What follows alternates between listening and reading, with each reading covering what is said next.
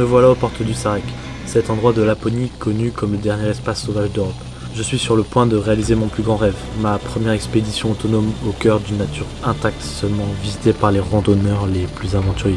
2000 km² comptant 19 des plus hauts sommets de Suède, loin des sentiers balisés, des refuges et surtout coupé de tout réseau téléphonique.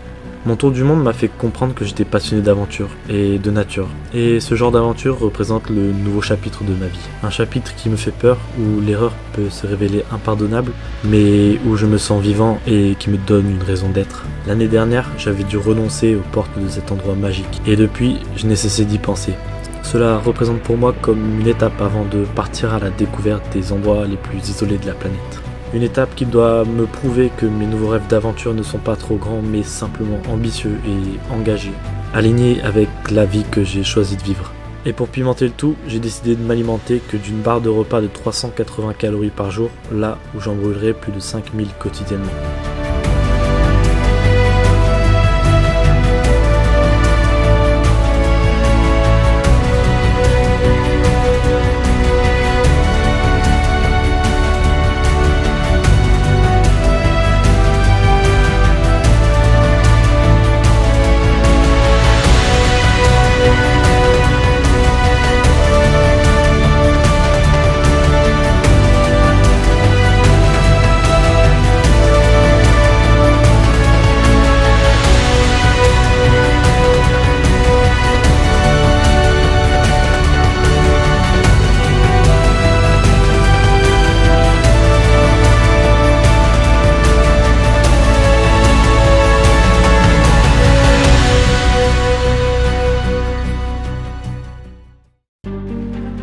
L'année dernière, j'étais venu seul, mais cette fois, suite à un déclic personnel sur lequel je reviendrai, j'ai proposé à Johan, un ami que je connaissais finalement assez peu, mais en qui j'ai perçu ce rêve de tenter l'aventure. La traversée du Sarek consiste à plus de 100 km à vol d'oiseau et nous avons 7 à 9 jours pour revenir à la civilisation à partir d'un itinéraire repéré par images satellites et cartes topographiques.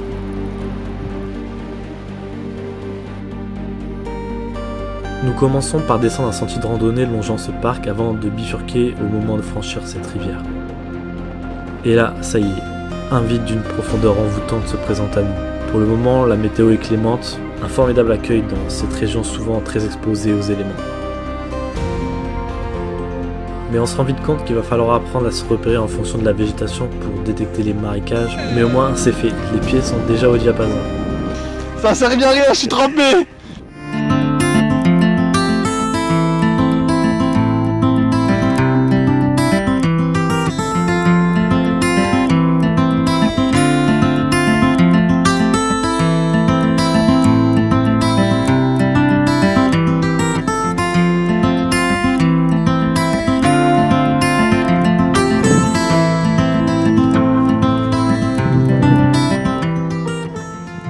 Je réalise pas encore vraiment, c'est vraiment comme dans un rêve. Sinon, ouais, on a quand même un petit couac parce que le matelas de Joe en fait a un trou, donc il se dégonfle totalement. Donc je sais pas encore comment on va faire pour résoudre ça. Mais sinon, je suis plutôt confiant et puis voilà, là je vais aller me changer complètement et puis manger ma barre repas que je compte manger le soir en général parce que ça me permettra comme ça de me poser et de récupérer bien pendant la nuit. Mais pour le coup, j'ai pas du tout cette appréhension que j'ai en général de commencer une expédition. Je sais pas si c'est le fait d'être à deux ou le fait d'avoir vraiment bien repéré l'expédition. Mais là, je pense que je sens surtout que je suis heureux d'être vraiment dans pleine nature sauvage et c'est vraiment ça mon objectif. Et là, le verdict des chaussettes étanches. Ah bah si, j'ai quand même les pieds bien blancs. Hein.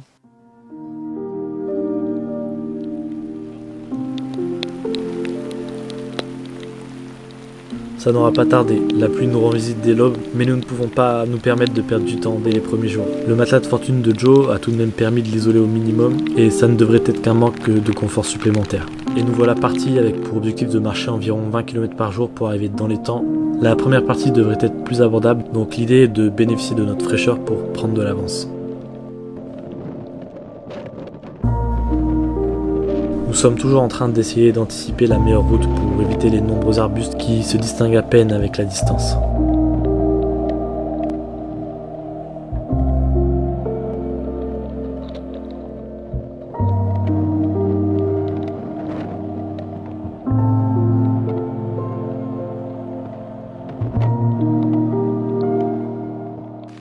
la pluie se calme pas ce matin. Mais bon, ça va, il fait pas trop froid, donc le moral est au beau fixe. Et c'est vrai qu'en plus, ce matin, je me disais qu'on n'a pas marché trop ensemble. Là, il est déjà assez loin d'ailleurs. Mais ce qui est beau, c'est que je me disais que dans tous les cas, en fait, on arrivera au même endroit à la fin. Mais que c'est aussi ça, l'aventure et la vie, c'est un peu prendre le chemin qui nous attire. Et puis, même si tu finis au même endroit, l'idée, c'est avant tout de suivre ton intuition, ce que tu as envie de faire. Donc c'est plutôt cool, en fait, le fait qu'il n'y ait pas de chemin de randonnée, ça fait qu'on prend un peu chacun notre itinéraire de temps en temps et qu'on se retrouve et que même en voyageant ensemble, en fait, on peut partager une expérience un peu différente de ce qu'on a vécu.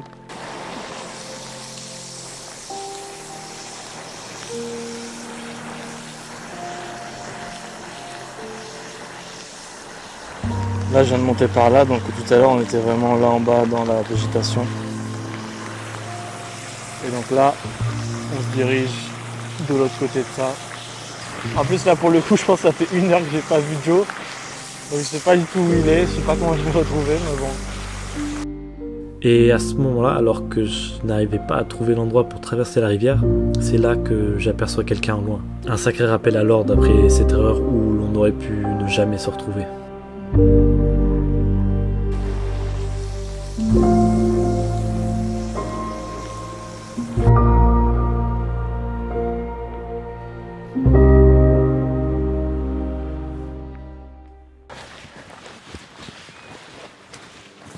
Ah ça y est, là on vient de rentrer vraiment dans le Sarek, donc là vous voyez vraiment le cœur du Sarek. Et je pense que ça y est, la nature est à nous.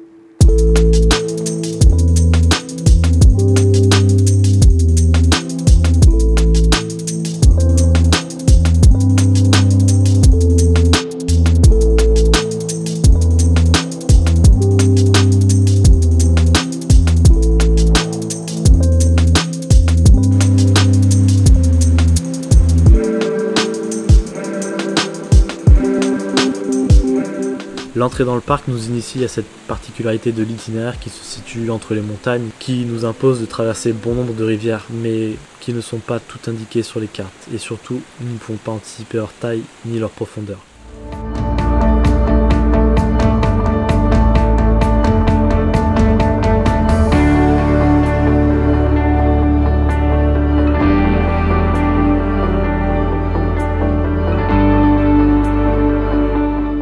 Nous arrivons parfois à marcher sur des pierres pour limiter les entrées d'eau dans les chaussures, mais notre technique consiste tout simplement à enlever ses chaussures. Personnellement, j'ai choisi de ne pas m'embêter et d'avoir les pieds mouillés toute l'expédition. Après, on verra bien si mes pieds tiennent le coup.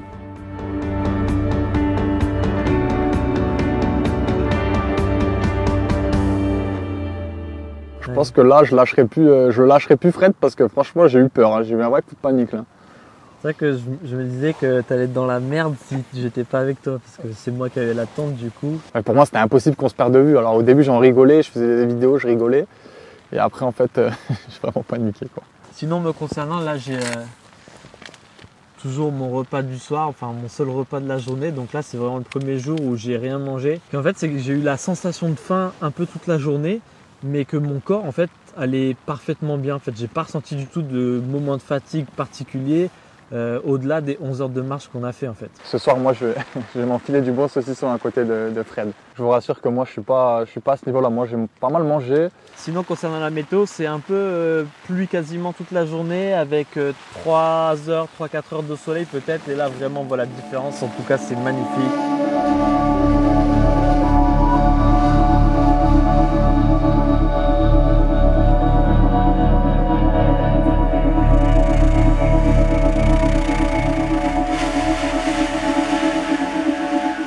Cette troisième journée nous donne un espoir de beau temps malgré un vent assez fort, mais je me sens vraiment connecté à cette nature qui m'entoure. Surtout après avoir testé ces baignoires qui tapissent le sol par endroits, je me fais parfois des petites pauses plaisir. Je les appelais cassis alors qu'il s'agit en fait de camarines noires. Une baie finalement assez peu sucrée mais qui m'accompagnera au cours de cette aventure, avec parfois des pieds de myrtille bien plus rares, bien que meilleurs à mon goût. Nous avons vraiment progressé à bonne allure ces 3 premiers jours. Et nous voilà à l'endroit symbolique du centre du Sarek. Un pont déposé et retiré par hélicoptère chaque année pour pouvoir traverser ce canyon.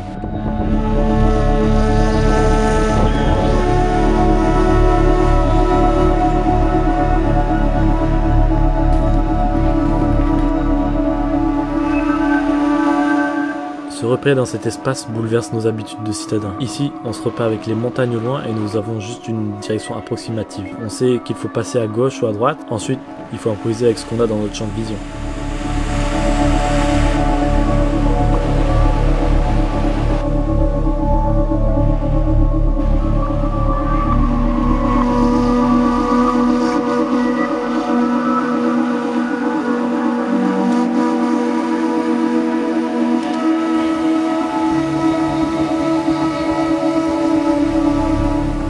À ce moment-là, nous avons comme ambition de rejoindre ce col pour passer la nuit au bord d'un lac, mais on voit difficilement l'objectif se rapprocher.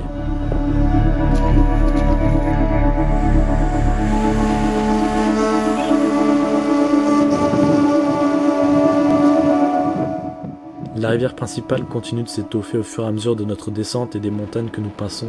Maintenant, il serait impossible de la traverser. Nouveau fruit que vous pouvez ajouter à votre carnet, les plaques-bières. Un fruit pas aussi bon qu'une framboise, mais dont on ne se passe pas quand on jeûne. Celui-là, je le connaissais de mon expédition au Cap Nord en 4L, donc pas de risque. Tu sais, tu me demandais pourquoi je t'avais proposé de venir, et je pense que en fait c'est pour plusieurs raisons. C'est que j'ai compris que je n'avais pas besoin d'être le cliché du méga aventurier à la Mike Horn qui part tout seul 4 mois dans la jungle pour me prouver quelque chose. Je fais ça en fait surtout parce que ça me fait grandir et je veux que malgré la difficulté que je recherche, je puisse y trouver du plaisir en fait. Et tu vois, dans Into the Wild, juste avant de mourir, en fait, il écrit dans son carnet que le bonheur n'est réel que quand il est partagé.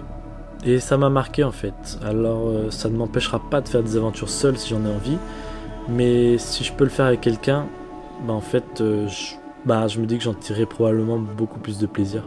Mais surtout, je pense que c'est en fait parce que je savais que tu allais dire oui. J'ai ressenti ce truc en toi, tu vois, la première fois où je t'ai rencontré et que je te racontais ma vie. Et je pense que t'as vraiment ça en toi et que vraiment ça ment pas en fait. Et tu vois, on t'a enlevé la rate il y a à peine quelques mois et ta femme t'a dit de le faire alors que vous êtes en plus en plein déménagement. Donc tu vois, tout ça, ça trompe pas. Ma vie maintenant c'est de, en gros, réaliser mes rêves et d'aider les gens à réaliser les leurs. Alors d'une certaine façon, je suis plus qu'heureux en fait de pouvoir partager le mien qui répond aussi au tien.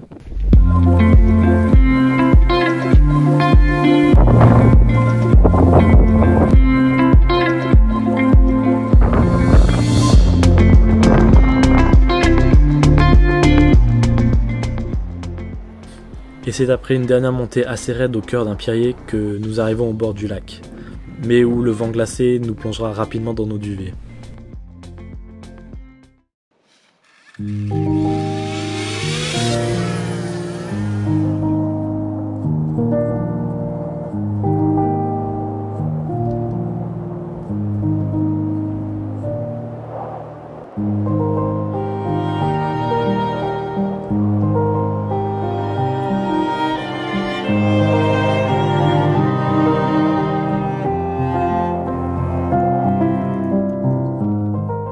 Début du jour 4, toujours au cœur de ces paysages à couper le souffle dont nous ne sommes jamais rassasiés. Après la descente assez raide de l'autre côté du col, cette étape passera le long de la rivière principale, au cœur d'une végétation plus épaisse qui nous ralentit énormément, mais donne une atmosphère différente à l'expédition.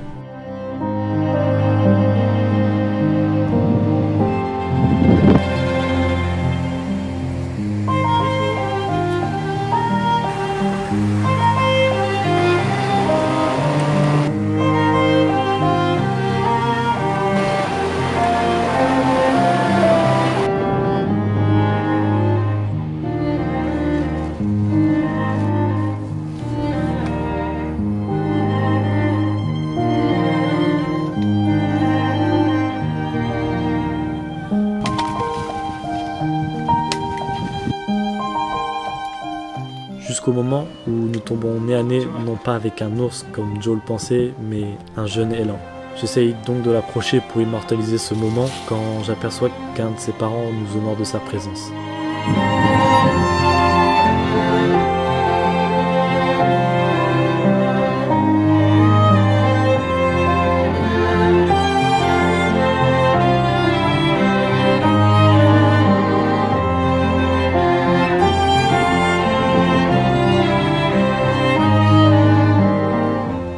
mentir que de dire que je n'espérais pas vivre un moment comme celui-là, défini par le hasard. Je m'en retrouve comblé au fond de moi, je le ressens comme la chose que je voulais vivre de cette expédition. Je me sens encore plus chanceux d'être ici, même s'il faut bien avouer que la progression dans cette végétation révèle certains challenges.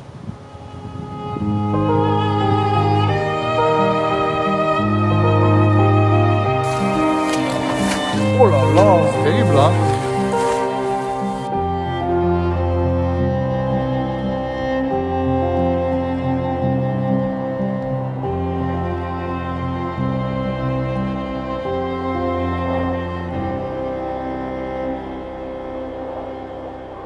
C'est exceptionnel à quel point ça me téléporte chez moi d'avoir des groseilles parce que chez moi j'ai un groseillier d'à peu près 1m50 sur 1m50 donc il y en a énormément. Là il est tout petit mais rien que le goût franchement c'est vraiment incroyable.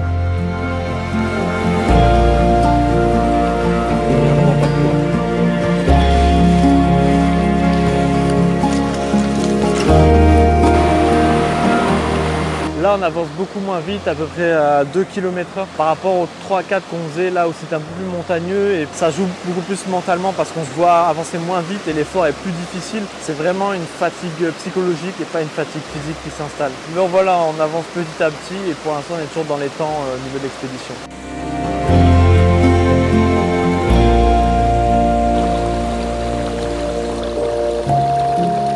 Là ce qu'on vit ce matin en fait c'est que ça, donc là on voit tout autour plein d'arbustes, ouais. Et en plus c'est le marécage comme ça.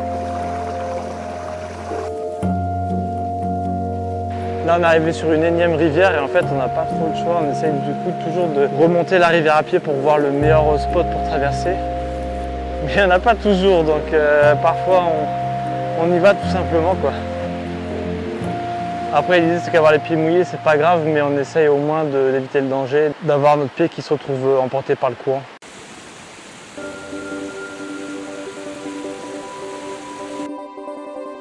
Du coup finalement je regrette quasiment pas mon choix de chaussures basique parce que en fait c'est vrai que quand on est les chaussures étanches on a tendance à vouloir éviter de se mouiller les pieds que moi finalement en fait je m'en fiche.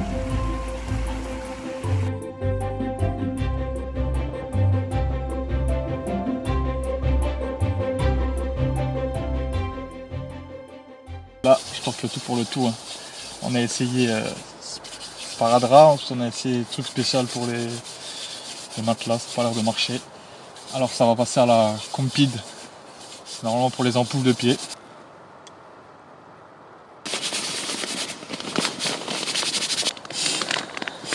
Là il se donne, hein. Je sais pas si vous percevez mais là il se donne.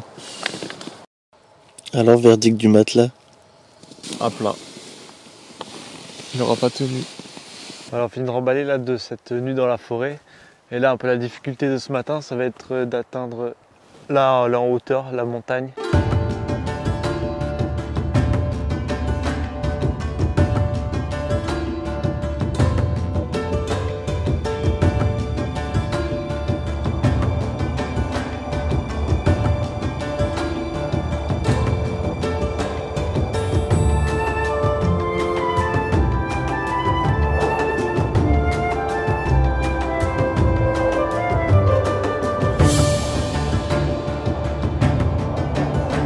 Donc là en fait on vient de monter une colline et l'idée va être de monter en altitude pour rejoindre un plateau où la végétation devrait être moins présente.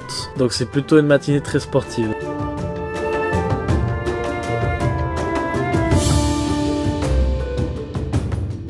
Une fois sur le plateau, notre progression est beaucoup plus rapide. Nous ne regrettons pas du tout notre choix. Et bien qu'il y ait de gros canyons à traverser, nous trouvons toujours un moyen pour passer.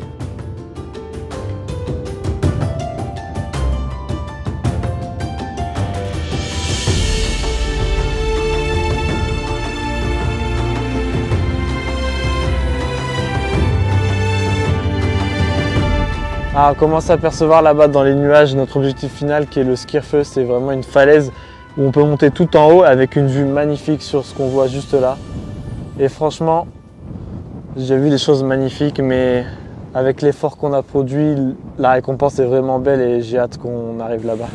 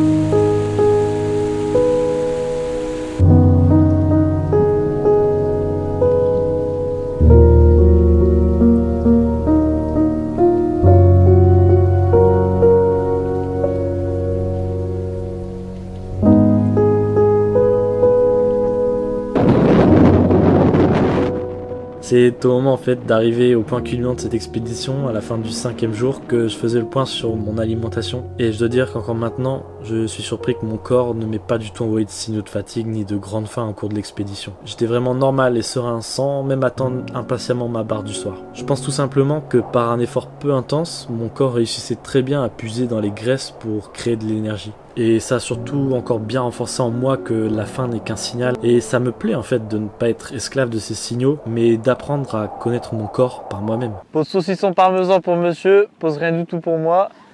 Mais en fait, j'ai ça dans la tête depuis tout à l'heure et je sais pas si vous avez en tête la scène dans Le Roi Lion où là vraiment il voit tout le royaume avec le soleil et le royaume des hyènes, etc. à l'ombre. J'arrête pas de penser à ça quand je vois ça, on voit tellement loin, c'est tellement beau. En fait, vraiment, hier, on est passé vraiment dans tout ce qui est ces arbres-là. Et du coup, la progression est totalement différente. Donc, on est bien content d'être monté aujourd'hui.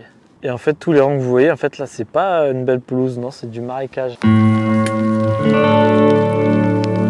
Ces images restent dans ma tête.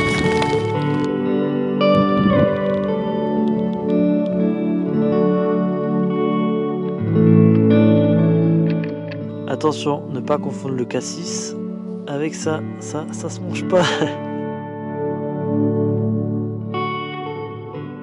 Le ski à feu est juste là au-dessus. Je continue d'avancer doucement. Là où je me dis que l'aventure c'est comme la vie en fait, c'est que en fait de ma position, je peux pas savoir quel est le meilleur endroit pour y accéder en fait. Je peux juste voir ce que j'ai dans mon périmètre. Et donc c'est là que je dois décider où aller et quoi faire.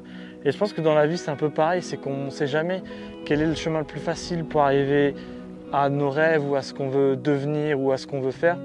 Mais que l'idée c'est juste de partir de là où on est et d'aller avec notre intuition là où ça nous semble le plus intéressant, le plus intriguant ou le mieux. Mais pas sans cesse vouloir trouver des raccourcis ou vouloir arriver plus vite que tout le monde, mais aller à son rythme et suivre son intuition. Et c'est encore une fois ce que je retiendrai le principal de cette expédition. Regardez-moi cette vue. Bon, je sais bien que là il y a mon visage qui prend une bonne partie, mais c'est quand même vraiment incroyable de voir tout ça. Se dire qu'hier j'ai dormi là-bas beaucoup plus loin, et se dire que ce passage en fait je l'ai traversé en plus de 2 heures alors qu'on dirait que c'est juste de l'autre côté. Franchement, je peux éprouver que de la gratitude de vivre ces moments-là.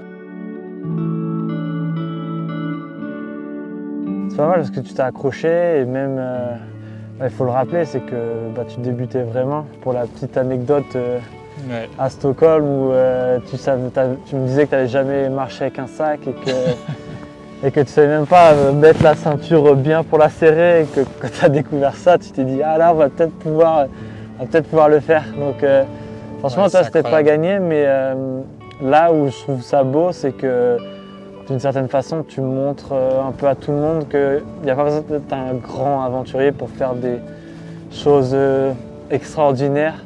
C'est difficile à décrire, j'ai beaucoup d'émotions, beaucoup de choses qui me passent en tête, je pense que je ne réalise pas encore. Même si surtout aujourd'hui, chaque coin de vue, ça m'a un petit peu...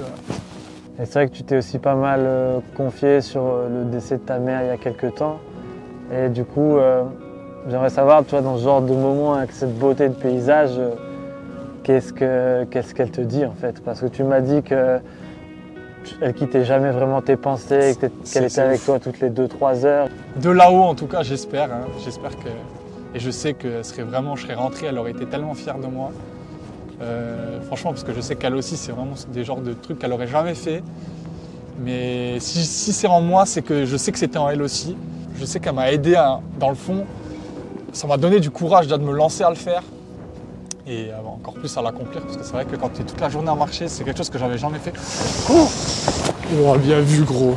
Oh, incroyable. Et c'est comme ça qu'en expédition, tout va très vite et qu'on peut gâcher tous ses souvenirs. Je n'ai pas pu laisser mon drone en raison du vent, et c'est pourquoi je suis revenu le lendemain.